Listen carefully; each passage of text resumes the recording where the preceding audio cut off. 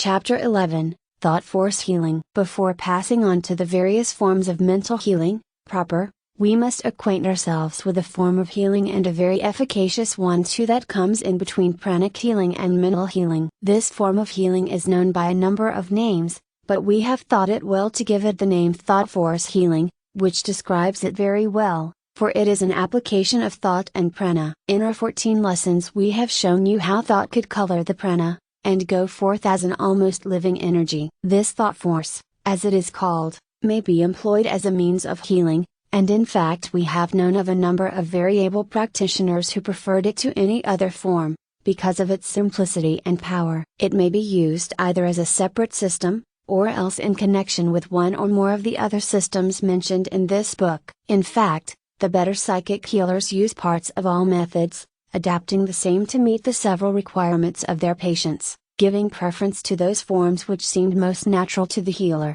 and the patient. Thought force healing is based upon the fact that the organs, parts, and even cells of the body have mind in them, a fact known to all occultists, and which modern science fully recognizes. This mind in the cells, cell groups, nerve centers, ganglia, etc., respond to a strong thought impression from outside, particularly when the thought is heavily charged with prana. The parts are thus reached directly, rather than through the instinctive mind, as is the case in mental healing, proper. When properly applied, this form of healing produces a wonderfully quick and direct effect, and therefore it is one of the simplest and best forms of general psychic treatment. The student is advised to acquaint himself thoroughly with it. The central theory of thought force healing is that the disease is a mental trouble, not a trouble in the central mind, but in the mind in the parts. The theory of the cure is that the thought force overcomes the rebellious mind in the cells and parts, and forces it to resume normal action. In thought force healing,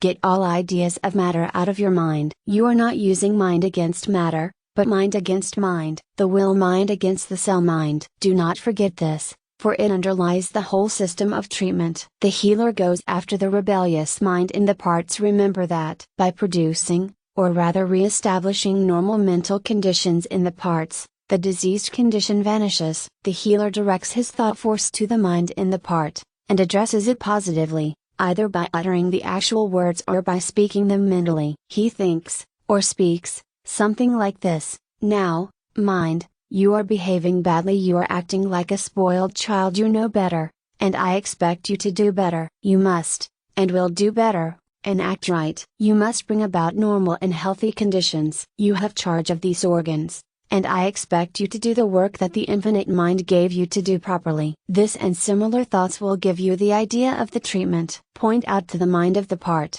just what you expect it to do, and you will be surprised, at first, at how readily the cell mind obeys. The rebellious mind of the parts acts like a child who is pouty, cross, or out of sorts. It must be coaxed, scolded, led, or loved into right action, as the case seems to require the idea of love, of course, being behind it all, just as in the case of the child. The cell mind is essentially an undeveloped, childlike mind, and if you keep this idea in view, you will be able to apply the treatment to the best advantage. As you will see as we proceed, the hands are used in this form of treatment, but principally for the purpose of attracting the attention of the mind in the cells and parts, just as we attract the attention of a man by tapping him on the shoulder, etc. Awaken the attention of the cell mind, and you will find that your orders are listened to carefully. There is a great difference in the quality in the mind in the several organs, just as in the case of different children. For instance, the heart is very intelligent,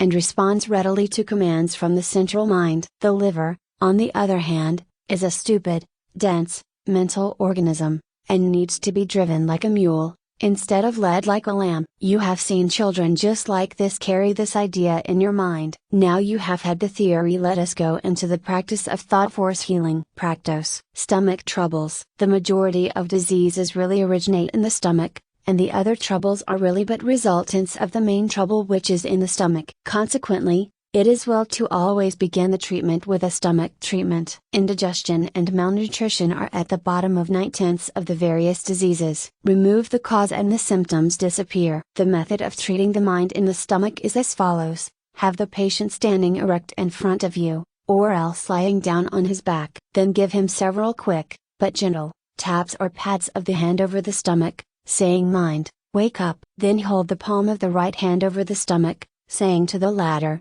now stomach mind, I want you to wake up, and attend to this organ properly. You have not been doing right. You have been neglecting your work. I want you to begin functioning properly, and making the organ strong, healthy, and active. I want it to do its work properly, and you must see that it does so. You must see that it digests the food properly, and nourishes the whole body. You must relieve the congestion and inactivity, and see that the whole organ acts with life and energy, and does its work well. You need not repeat these exact words, and you may add or vary the same. The main thing is to tell the stomach mind just what you expect it to do, and what you look to it to bring about. You will be surprised at the intelligence displayed by the mind addressed, and how quickly it begins to act upon your instructions. Give stomach treatments daily. The treatment should last about 5 to 10 minutes. It usually takes from 1 to 4 weeks to get final results in cases of dyspepsia, the difference depending upon the length of standing of the trouble,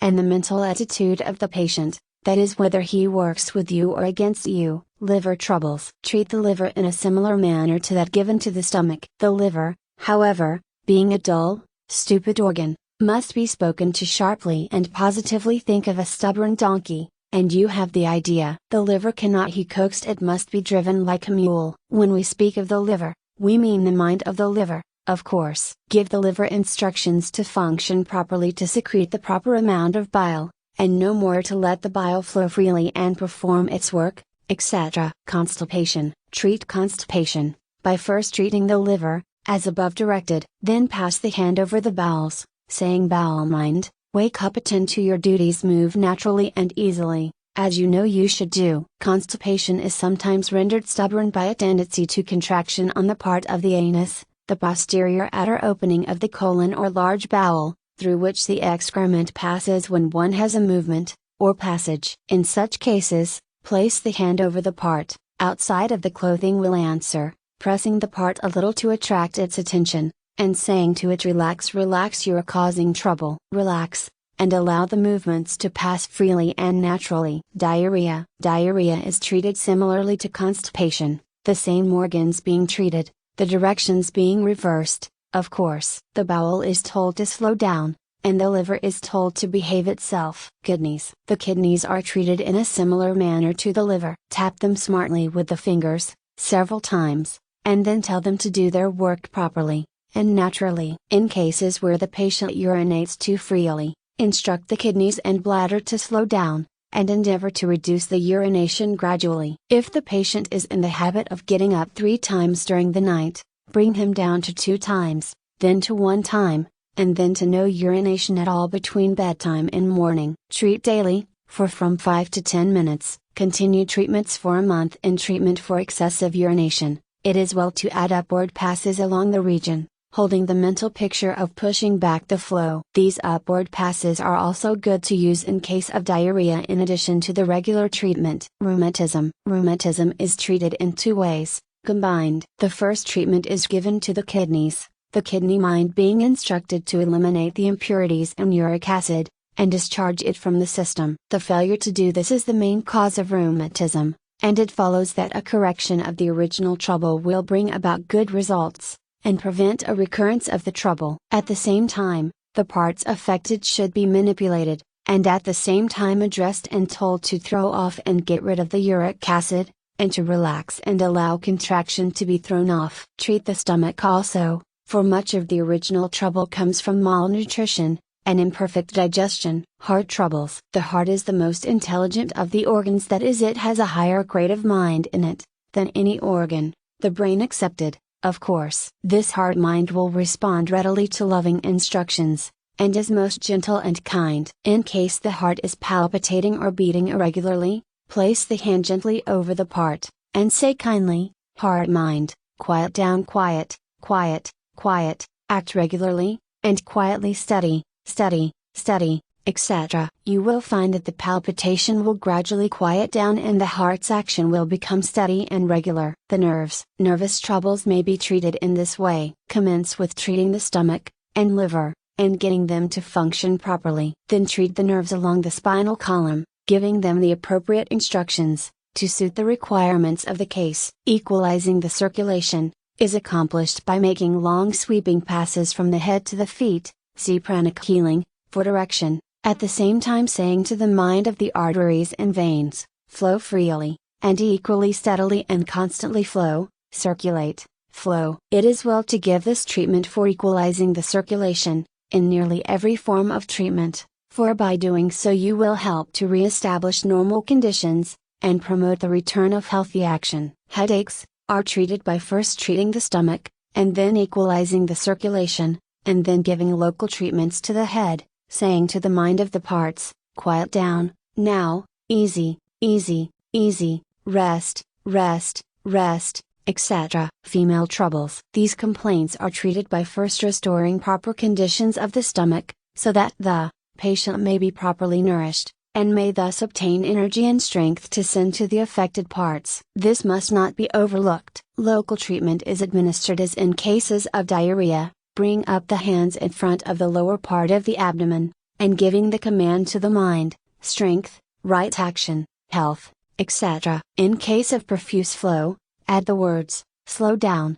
cease flooding, etc. In the case of falling of the womb, etc., the command, firm, firm, now, firm, etc., will be found to have a wonderfully strengthening effect. Other complaints. It is not necessary to run over the list of so-called diseases, which are after all nothing but different cases of imperfect mind action. The treatment is similar in each case, as you will have seen. Give the same general treatment, and then give your mental commands in words suited to the case. That is, tell the mind of the part what it must do. Talk to it just as you would to a child that was not doing what it should. Reason with it, and lead or drive it along, just as seems best. Use judgment and a little thought, and you will find that you will soon get the knack of giving just the right commands. But, above everything else, remember that you are talking to the mind of the part, not to dead matter. There is no dead matter about a live body. Mind is in every part and cell. It is mind talking to mind.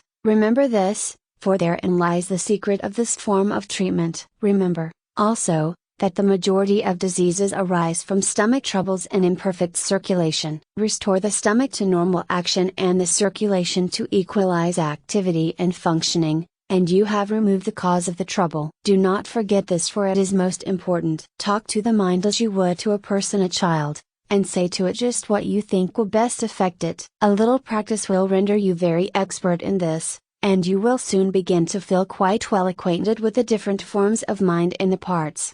And moreover, they will soon begin to recognize that you know them, just as a horse recognizes men who are used to managing horses, although they may never have seen that particular man before. Dogs are the same way, as one will see if he will think a little bit. This form of treatment may be used on animals as well as on people, and we have heard of many remarkable cures in this way. Now, remember, please, that the cell mind, or part mind, does not understand the words you say. They have no such knowledge. But they do understand the thought that lies back of the words, and will respond thereto. The words only serve to help you to form your thought clearly. Words are but symbols of thoughts. There is one or more thoughts back of every word. Did you see now? A German may give the treatment to an Englishman, who does not understand a single word used. But the cell mind does understand the thought back of the word, no matter what language is spoken. Is not this wonderful? And yet, so simple, when the key is had. It is the thought, not the word. And, yet the spoken word helps the mind to form the thought. We think in words, remember. We even dream in words. Now, do not let the simple form of treatment escape your attention. It is one of the best, for it combines the qualities of several others in it. It is so simple, and easily understood, and easily applied. Do not fail to try it. Auto treatment. This treatment may be administered to oneself, with the best possible effect. The central mind will give the command to the cell mind or part mind, just as in the case of treating another person. The methods used are practically the same, as those above given. In fact, one may get a good idea of the treatments by trying them on himself. It would be possible to write an entire book upon this subject of auto healing, by thought force, but it would be merely a padding out of what has been given you in this chapter. Our idea, in this book, is to give you the best information in the shortest time, and smallest space. Each chapter gives you information that is worth many times the price of the book, and for which some who have acquired a knowledge of it are charging tuition fees, ranging from $5 upward. Many courses on the market contain no more information than is given in some of these chapters. We say this not in a spirit of self-praise, but merely that you may understand that you are getting the thing in a nutshell.